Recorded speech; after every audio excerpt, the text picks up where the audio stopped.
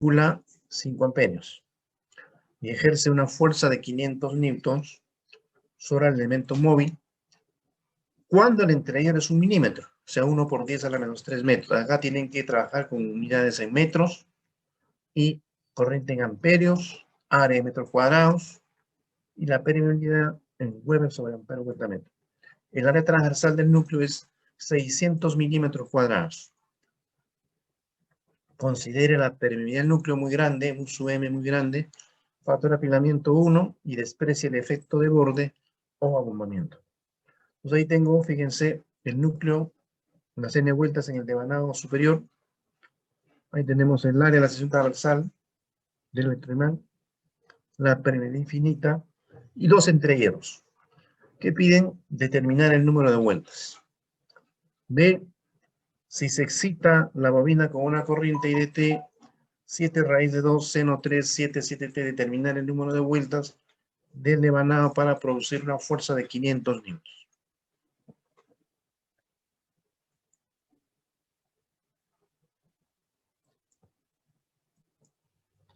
Entonces, planteamos el circuito equivalente. No se olviden que el R sub G es 2 veces, son dos entrehieros, una reluctancia del núcleo y 2 entrehieros. Acá la fuerza magnetomotriz, N por I. El área transversal es 600 milímetros, es 600 por 10 a la menos 6 metros, todo tienen que trabajarlo en metros cuadrados.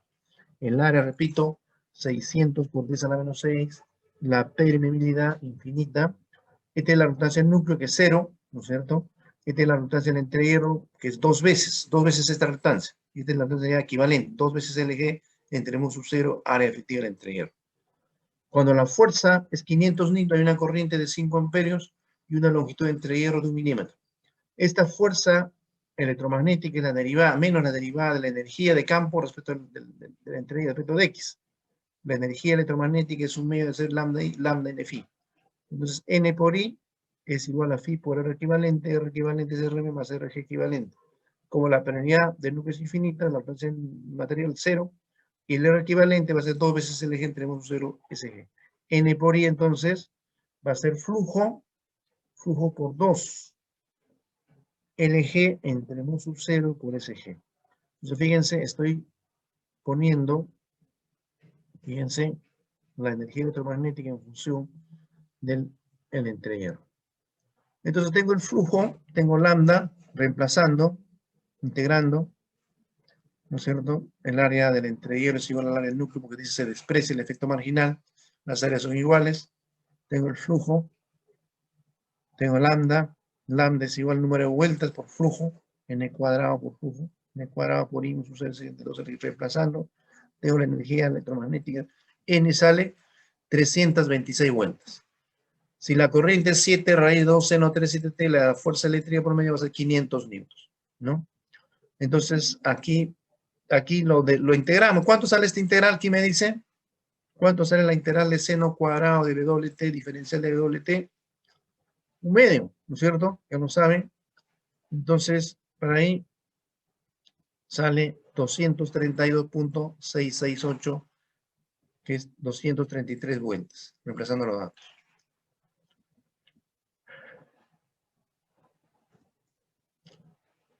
En el problema 2, se tiene una máquina donde la inductancia, la bobina, el estator, LSS 0.15 henrios, la inductancia de la bobina del rotor, L sub RR 0.006 henrios, y la inductancia mutua de las bobinas estator-rotor, LSR 0.08 coseno de teta.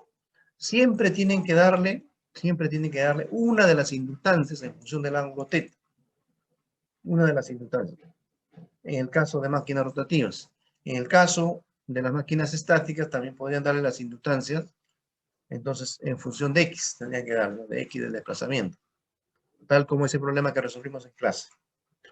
Entonces, ¿qué dice?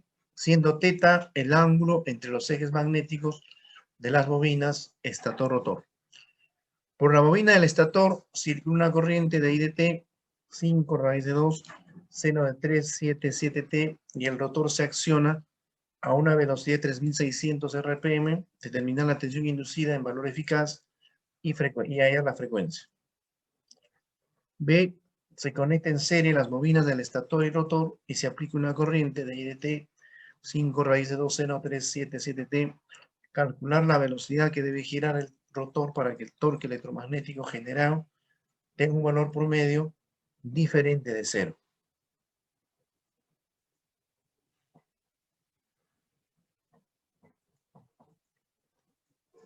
Entonces, tenemos dos embobinados. Fíjense, tenemos dos embobinados, una corriente en la bobina fija y su S del estator y una bobina móvil del rotor con una corriente y su R. El ángulo entre los ejes magnéticos es θ, que es velocidad angular mecánica por el tiempo.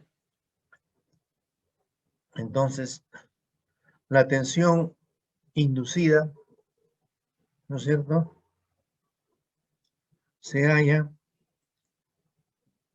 de esta manera: el flujo concatenado del rotor, lambda su R y su R por LR más I su S por RS, reemplazando a lambda su R y aplicando la ley de Faraday para hallar la tensión inducida. Acá está la tensión inducida, la tensión eficaz, sale 15.08 voltios, W su S 754 a una frecuencia de 120 Hz. Cuando se conectan en serie, las corrientes van a ser iguales. 5 raíz de 2 seno 377T. Entonces, fíjense, ahí tienen,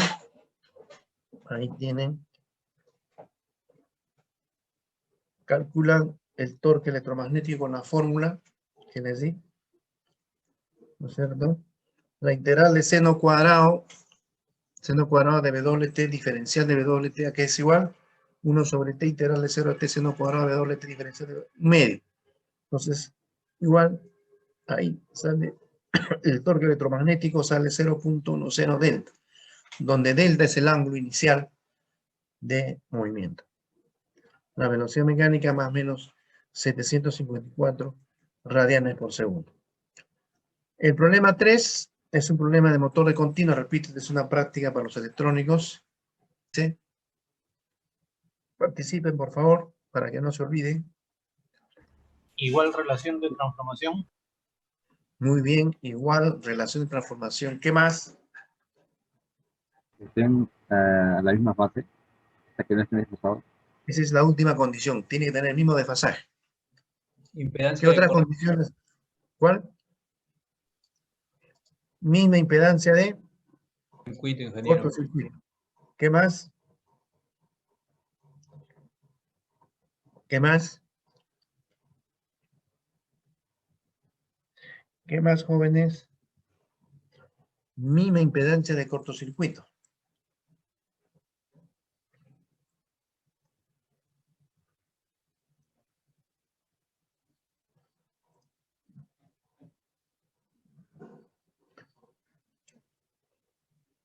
Misma relación de transformación, mismas tensiones nominales, misma impedancia de cortocircuito, misma polaridad. La polaridad tiene que ser también un factor para la puesta en paralelo. Las polaridades, hay que tomar en cuenta la polaridad de las bobinas.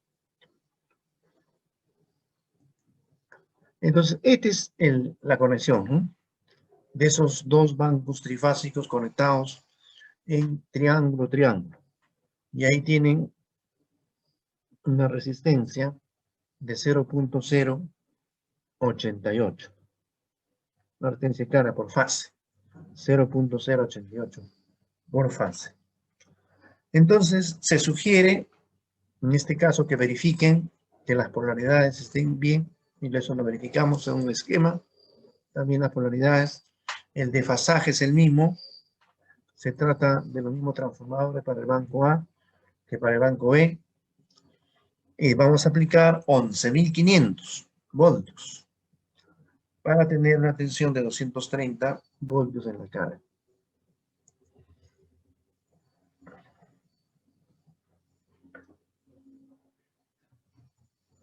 Entonces, en este caso, el dato que nos da de tensión es que debe tener 11.500 a la entrada. Ese valor lo vamos a expresar por unidad. en por unidad. Ese valor va a ser 1 a un ángulo de 0 grados. Vamos a trabajar con el circuito monofásico equivalente. Circuito monofásico equivalente en valores unitarios.